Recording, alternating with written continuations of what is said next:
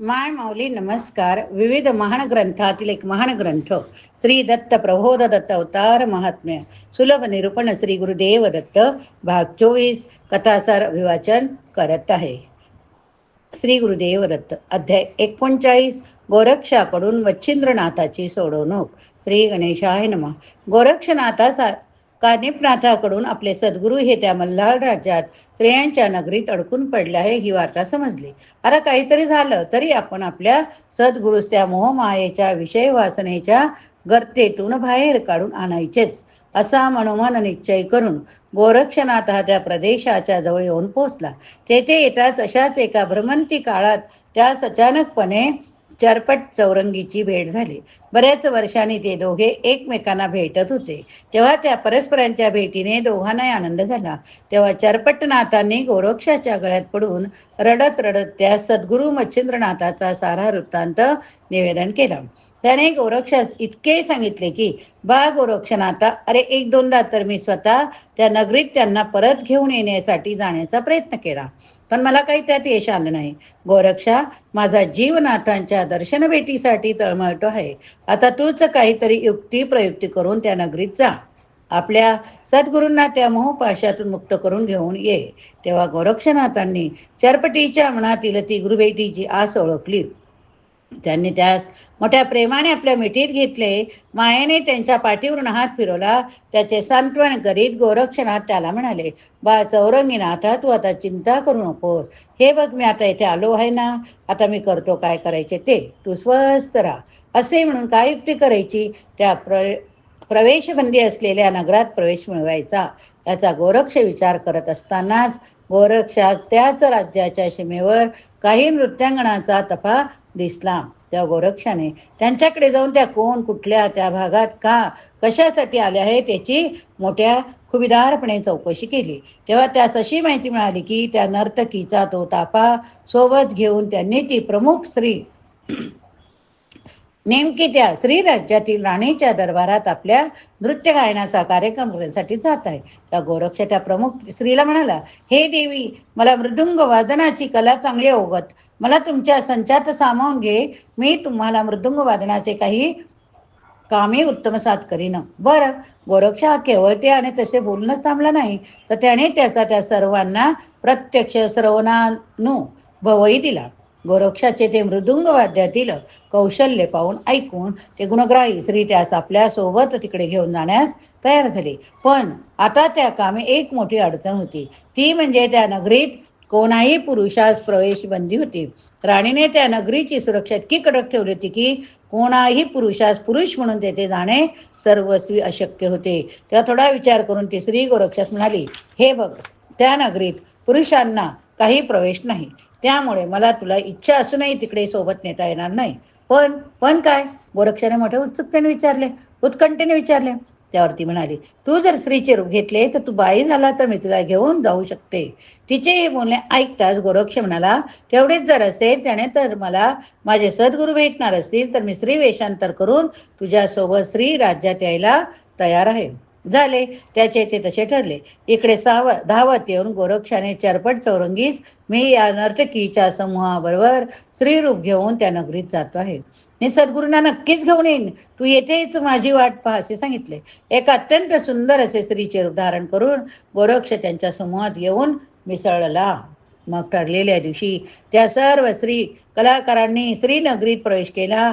पथकाच्या प्रमुख स्त्रीने पुढे जाऊन राणीची परवानगी मिळवली. त्याच रात्री त्या नगरीत त्या भव्य दिव्य अशा राणीच्या राजदरबारातून नृत्य गायनाचा कार्यक्रम सादर करण्याचे ठरले. एक एक करून सर्व स्त्री कलाकार त्या मैफिलीत येऊन बसल्या. राजवाड्याच्या कला दालनात एका मुख्य आसनावर मच्छिंद्रनाथ जवळ राणी मंजुळा, त्यांच्या मधल्या आसनावर मीननाथ बसला होता. ती कलापथकाची प्रमुख आणि तिच्या सहकारी स्त्रिया ह्या जेव्हा सर्व वाद्यवृंदासोबत तेथे येऊन बसल्या, त्या राजा राणीची अनुज्ञा घेऊन त्या नृत्य गायनाच्या बहारदार कार्यक्रमास प्रारंभ करण्यात आला.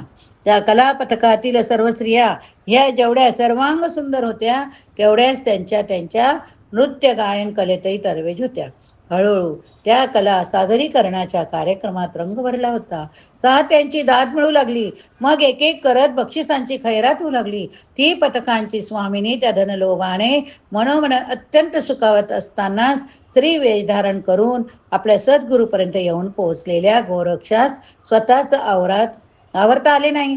त्याने युक्ती केली. त्याने जेव्हा त्याची मृदुंग वादनाची वेळ आली तेव्हा सर्वांना खुश करीत असे सुस्वर वादन केले आणि ते करता करताच श्रवणानंदात दंग झालेल्या मच्छिंद्रनाथाच्या कानावर त्या मृदुंगाच्या बोलातूनच सूचनात्मक बोल ऐकू येऊ लागले की चलो मच्छिंदर गोरख आया नाथ मच्छिंदर गोरख आया गोरख आया गोरख आया चलो मच्छिंदर गोरख आया. ते शब्द ऐकले मात्र दुसऱ्याच क्षणी मच्छिंद्रनाथ बेचैन झाले. ते तसे तसे सूचनात्मक बोल कुठून येतात म्हणून कान टवकारून ऐकू लागले. पुन्हा तेच शब्द कानी पडता ते उठून उभे राहिले. म्हणाले, मी हे काय ऐकतो? कोण मला जागवतो? तेव्हा तर राणीने कान टवकारले. आता तिलाही तेच बोल स्पष्ट ऐकू येऊ लागले. चलो मच्छिंदर गोरखाया. तिने एकवार नाथांच्या जवळ जात त्यांना त्यांच्या अस्वस्थतेचे कारण विचारले. तेव्हा ते म्हणाले, राणी नक्कीच माझा गोरक्ष येथे आला आहे. तो मला न्यायला आला आहे. आता मला इथे थांबता येणार नाही. आता मला गेलेच पाहिजे. पण तो कुठे? तो मला दिसत कसा नाही? येथे तर साऱ्या स्त्रियाच आहेत. मग माझा गोरक्ष कुठे? का तो या स्त्रियांमध्ये स्त्री होऊन तर लपला नसेल ना? मच्छिंद्राने ती शंका बोलून दाखवताच त्या राणीने तो मैफिल लगेच बरखास्त केला. त्या कलावंतांच्या समूहास भरपूर बिरागी दिली. त्याची बोळवण केली. मग राणीने एक धूर्त चाल केली. ती म्हणाली, जर येथे तो गोरक्ष स्त्री रूपात आला असेल त्याने माझ्यासमोर प्रगट व्हावे. त्याला त्याच्या गुरुची शपथ आहे. राणीने तसे गुरु शपथेचे शब्द उच्चारताच एका क्षणात गोरक्षाने तेथे सर्वांसमोर आपले मूळ रूप प्रगट केले. तो म्हणाला, गुरुदेवा आता चला, मी तुम्हाला सोबत न्यायला आलो आहे येथे. तेव्हा सारे जण डोळे विस्फारून त्या गोरक्षाकडे पाहू लागले. गोरक्षाने धावत येऊन गुरुचरणास मिठी घातली. मच्छिंद्रनाथाने त्यास उचलून आपल्या प्रेमळ मिठीत घेतले. त्याच्या सर्व अंगावरून प्रेमाने हात फिरवला. गोरक्ष त्या गुरुदर्शन भेटीने त्या वात्सल्यपूर्ण स्पर्शाने भरून पावला. राणीला तर असा प्रश्न पडला की आपली एवढी सुरक्षा असताना इथे आलाच कसा? आता इथे आलाय म्हणजे हा काही आपल्या सद्गुरूला सोबत घेऊन गेल्याशिवाय ऐकणार नाही. आता आपले कसे होणार? असा विचार करून त्या घुसखोरास मारा, बंदिवान करा असा आदेश दिला. पण मच्छिंद्रनाथाने त्या आदेशाची अंमलबजावणी होऊ दिली नाही. राणी त्याच्या शब्दाबाहेर जाऊ शकत नव्हती. जेव्हा दंडाचा मार्गही खुंटला तेव्हा राणीने सामोपचाराने प्रेमाने गोरक्षास आपलेसे करण्याचे पाऊल उचलले. जर आलेला गोरक्षा खरंच मच्छिंद्रनाथांना सोबत घेऊन गेला तर आपण आपल्या त्या स्वर्गीय सुखाला अंतरणार. त्या अपेक्षा गोरक्षाला जर येथे नादवून बुलवून विषयात गुंतवून ठेवले तर असा विचार केला आणि ती राणी स्वतःच पुढे आली. तिने पुढाकार घेऊन दोन्ही नाथांची भेट करवली. गोरक्षात छोटा मिन्नाथ हा तुझा धाकटा भाऊ आहे असे सांगून त्या दोघांचे सख्य घडविण्याचे पाऊल उचलले. तो गोरक्षाच्या पाया पडली. इथल्या कारभार मच्छिंद्रनाथाच्या कृपेने सुरळीत आहे. ते सुद्धा मनाने यामध्ये गुंतलेत. ते आता येणार नाही यावर गोरक्ष म्हणाला, महाराणी, आम्ही योगी आहोत. आम्हाला असले राजवैभव राजभोग तुच्छ लोकांना उपदेश करून सन्मार्गी बनविण्याचे आमचे जीवित कार्य. हे ऐकून मच्छिंद्रनाथालाही वाईट वाटले. ते म्हणाले, गोरक्षबा, तुला मी ध्यान योगी, कर्मयोगी, ज्ञानयोगी बनवले आहे. तू शिष्य निर्माण कर. यावर गोरक्ष म्हणाला, माझ्या शिष्यांना तुमच्यासारख्या सर्व गुणसंपन्न गुरुच्या मार्गदर्शनाची गरज आहे. शिष्याच्या बोलण्याचे मच्छिंद्रनाला कौतुक वाटले. मच्छिंद्राने आपल्या एका मांडीवर एका बाजूला गोरक्षाला दुसऱ्या बाजूला मिन्नाथाला बसवले. प्रेमभराने त्यांना आपल्या हाताने सुग्रास भोजन भरविले. गुरु शोधास्तव श्री राज्यात आलेल्या गोरक्षनाथांनी येथेच कायमचे वास्तव करावे म्हणून राधीने सर्व प्रकारचे प्रयत्न चालू केले. ती गोरक्षनाथावर अपार प्रेम करीत असे. सर्व प्रकारचे राजवैभव गोरक्षनाथाच्या चरणाजवळ राणीने आणून ठेवले होते. हे पाहून तो आपल्या परमपूज्य गुरूंना म्हणाला, हे गुरुदेव, आपण जोगी आहात. आपल्याला ह्या सर्व राजवैभवाची काही आवश्यकता नाही. आपण येथे राहता हे काही बरोबर नाही. आपणाला या सर्व गोष्टींचा त्याग करून परमार्थ करावायचा आहे. आपल्या शिष्याने असे सांगितल्यावर मच्छिंद्रनाथाचे डोळे उघडले. त्याने ताबडतोब आपल्या पटशिष्यास वचन दिले, मी हे सर्व काही संपवून तुझ्याबरोबर येईल. पण त्यासाठी काहीतरी कारण घडायला हवे, तरच मला इथून बाहेर येता येईल. गोरक्ष आपल्या प्रत्येक भेटीत राणीस हेच सांगायचा की काही झाले तरी मी तुझ्या सद्गुरूला इथून घेतल्याशिवाय जाणार नाही. तेव्हा राणीने त्याला धन, संपत्ती, राज्याधिकाराचे आमिष दाखवून पाहिले. स्त्री लोभात त्याला गुंतवण्याचा प्रयत्न केला, तरी त्यातही राणीला यश आले नाही. तेव्हा तिने त्यास अपार कष्ट पडतील अशी कामे सांगून त्रास देऊन पाहिला, पण तिचा कोणताच प्रयत्न यशस्वी झाला नाही. इकडे तर मच्छिंद्रनाथांना त्या राज्याबाहेर काढायचे तर गोरक्षाने ठरवले होते, पण त्यासाठी अजून काही त्या सबळ असे कारण मिळत नव्हते. गोरक्ष तशी संधी शोधत असताना एक दिवस असे घडले की मच्छिंद्रनाथ आणि राणी मंजुळा हे निद्रित असताना छोट्या मीननाथास शौचास आली. तेव्हा नाथाने गोरक्षाला उचलून बाहेर दिशेने ने असे सांगितले. गोरक्षाने त्यास बाहेर नेले. त्याने त्यास शौचास बसवले, पण त्याने त्यास असा दम दिला की शी आणि सू एकदम करायची नाही. जर करशील तर मी तुझा कान कापीन. तेव्हा छोटा मीन घाबरला, काही न करता परत आला. पुन्हा थोड्या वेळाने तोच प्रकार. तिसऱ्या वेळेस जर असे झाले की त्याने ते विधी अंथरुणातच केले. तेव्हा राणीने गोरक्षास याला बाहेर घेऊन जा, स्वच्छ धु आणि वाळवून आण असे सांगितले. तेव्हा गोरक्षाने खरोखरच ती वस्त्रे, अंग बरवटलेला तो मीनबाळ यांना नदीवर नेले.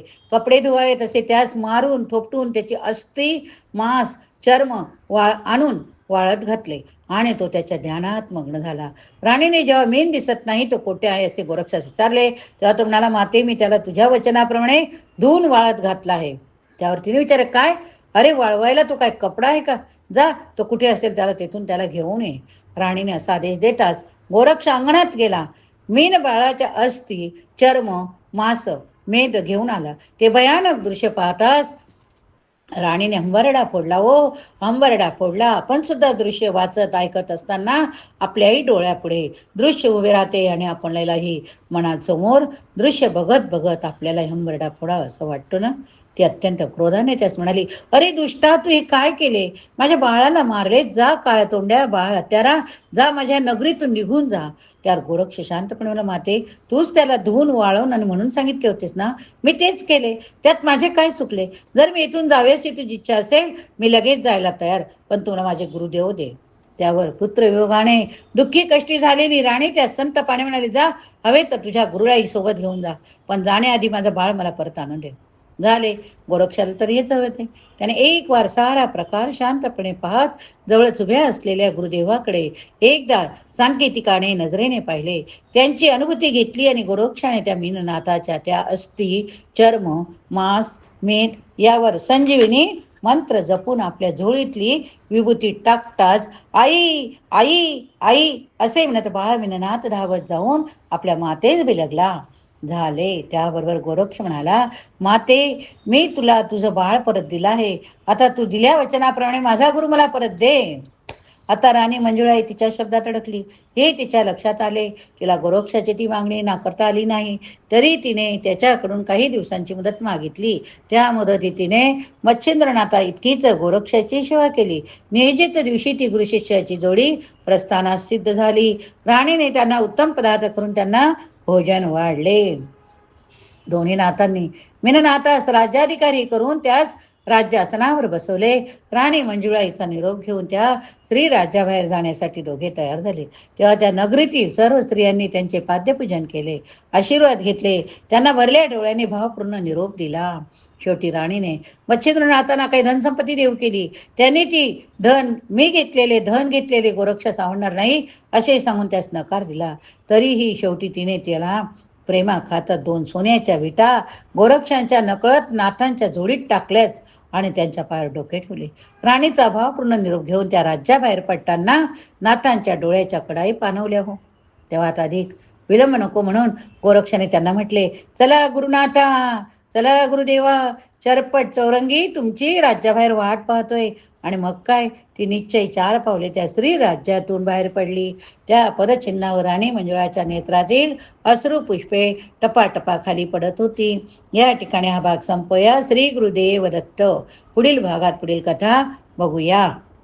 गुरु ब्रह्मा गुरु विष्णू गुरुदेव महेश्वरा, गुरु साक्षात परब्रह्म तस्मै श्री गुरवे नमः. दिगंबरा दिगंबरा श्रीपाद वल्लभ दिगंबरा, दिगंबरा दिगंबरा श्री गुरुदेव दत्त दिगंबरा.